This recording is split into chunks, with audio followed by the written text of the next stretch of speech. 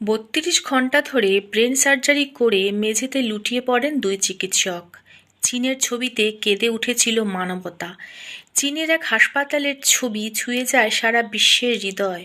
Fujian medical ইউনিভার্সিটির first affiliated হাসপাতালে দুই সার্জন ডাক্তার দাই এবং ডাক্তার তিয়ান টানা ৩২ ঘণ্টা ধরে এক জটিল মস্তিষ্কের অস্ত্রোপচার চালান।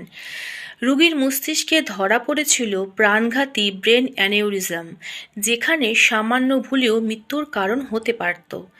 অস্ত্রোপচারের সময় তাদের চোখের নিচে ক্লান্তির ছাপ স্পষ্ট ছিল, কিন্তু মনোযোগে একটুও ঘাটতি ছিল না। ঘন্টার পর ঘন্টা অপারেশন টেবিলের সামনে দাঁড়িয়ে থেকে তারা অক্লান্তভাবে লড়েছেন রোগীর জীবনের জন্য।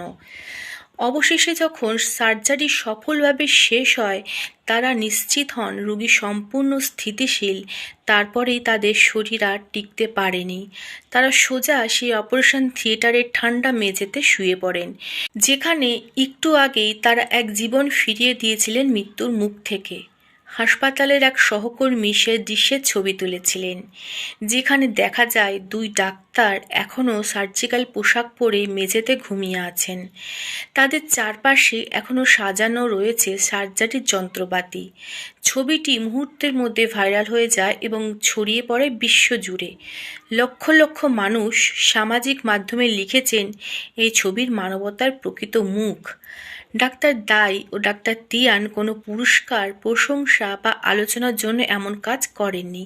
তাদের একমাত্র লক্ষ্য ছিল একজন মানুষের জীবন বাঁচানো। তাদের এই আত্মত্যাগ আর চিকিৎসার পেশার প্রতি মানুষের শ্রদ্ধাকে আরও গভীর করেছে। এই ছবিটি কেবল একটি মুহূর্ত নয়, এটি প্রতিদিনের সেই সংগ্রামের প্রতীক যা হাজারো ডাক্তার, নার্স ও স্বাস্থ্যকর্মী নীরবে চালিয়ে যান। তারা ক্লান্ত হন, কষ্ট পান, কিন্তু পিছু হটেন না, কারণ তাদের কাছে রোগী প্রথম আর মানবতাই তাদের ধর্ম। আজকের দিনে যখন সমাজে চিকিৎসকদের প্রায়ই সন্দেহের চোখে দেখা হয়, তখন এই দুই সার্জনের কাজ যেন এক অমূল্য শিক্ষা। নিষ্ঠা, করুণা ও মানবতার প্রতি অবিচল বিশ্বাসী একজন প্রকৃত চিকিৎসকের আসল পরিচয়। এই দুই নায়কের নাম হয়তো ইতিহাসের পাতায় বড় অক্ষরে লেখা হবে না, কিন্তু তাদের নিঃস্বার্থ কাজ চিরকাল বেঁচে থাকবে সেই প্রতিটি হৃদয়ে, যেখানে জীবন আবার ধ্বনিত হয়েছে তাদের হাতের ছোঁয়ায়।